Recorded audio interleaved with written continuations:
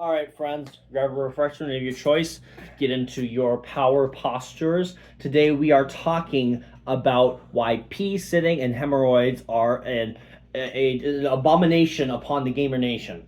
Now, we are part of Gamer Nation, and you can join Gamer Nation today by hitting that subscribe button. Just punch that shit, and yeah, and ring the bell too. Now, what I really want to talk about is how the fuck do people not understand what pee sitting is? Like they think that guys who pee sit are just like total fucking losers. They think you're gay. They think you're a homosexual. Well, and that's my thing. Like, I might be those things, but not because I pee sick. Exactly. Like Unrelated. I'm gay as fuck, and yet I don't see myself, as gay because I piece it. I mean, like, sure, like your asshole bleeds, and sure, I fucking sit on the toilet when I pee, but like That doesn't make us any less of men, yeah. No.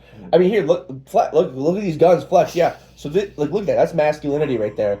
And the reality is people don't understand the alpha-coded origins of pee sitting. So, people think, oh, you're lame, you have to sit down dainty. No. It's because we both struggle. We used to use the urinal. Well, what happens? You pull your meat out, and it like hits the back of the urinal, breaks the ceramic, and pushes you back. And all of a sudden, you're sitting here, this much of, and you're spraying everywhere. So what we do is you have to take it, and because of our testosterone levels, we're always at least semi-chubbed. Yeah. So we have to take it, and almost like it's gonna immediately, whoa, down boy, and you tuck it in the toilet, and that way it goes all the way down to the bowl, into the water, and stealth pees. So when we were younger too, we used to have sleepovers, and same thing, you're playing the game, the Switch, the 3DS when you're younger, or the DS, whatever it is, Game Boy, fuck man, it doesn't matter. But your mom doesn't want you up past 10, you got school. Okay, well, what are you doing when you're up and around? You're stealth gaming, you're stealth peeing. So again, you take your hog, line the bowl, put it right down.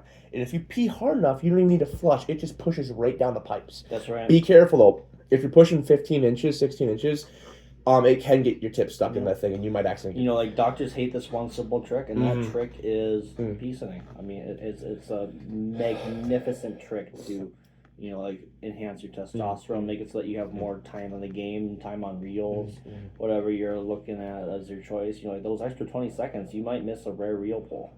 Yeah, and that's just not acceptable, because I think we kind of all have those, like everyone has their own values in life. For me, it's like good reels, birth of my second-born kid, good food, birth of my first-born kid. We all have levels of importance, events, and things that matter to us. And I think the issue comes into people try to put so much stuff on those things because they're insecure. So because it bleeds every time I wipe my ass, people say, "Oh, you have hemorrhoids. Oh, go to the doctor. Oh, you're whatever." But you go look at that person's life, and they're not stacking money. They're not happy with what they're doing, right?